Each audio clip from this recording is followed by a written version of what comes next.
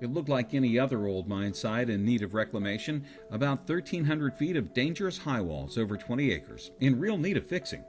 But this typical-looking site held an archaeological treasure that no one could have anticipated. Abandoned in the 1950s, the Carrick mine spelled trouble for a number of reasons.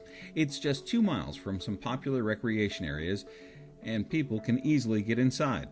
The landowners used it primarily for hunting and pasture land, but they realized the high walls were dangerous, and that meant liability issues, and water quality was bad.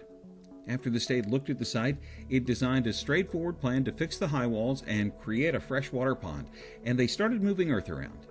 And then the flying saucer appeared. What are we looking at, Bruce? No pressure. It's metal sequoia. How old is it? About 55 million. 60. It made the trip all the way from the other side of the hill in the pit. The fossil, an incredibly old tree stump, was probably buried in sediment when a local river overflowed its banks.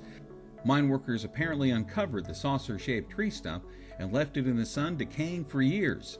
The reclamation team removed and preserved the fossil and then took on a more high-tech approach.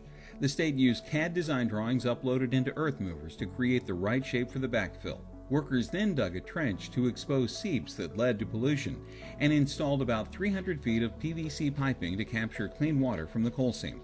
The team then built a small pond upstream, created a channel, and connected it to a second pond. They used riprap to control erosion during storm events. Then the county planted 800 trees and shrubs, including native species such as hackberry, nannyberry, buffaloberry, and American plum, species that can survive harsh, cold winters and hot, dry summers. Those shrubs and trees also provide food and shelter for wildlife. Eliminating safety and environmental hazards while creating a wildlife area created a substantial benefit to this local community of hunters and wildlife lovers.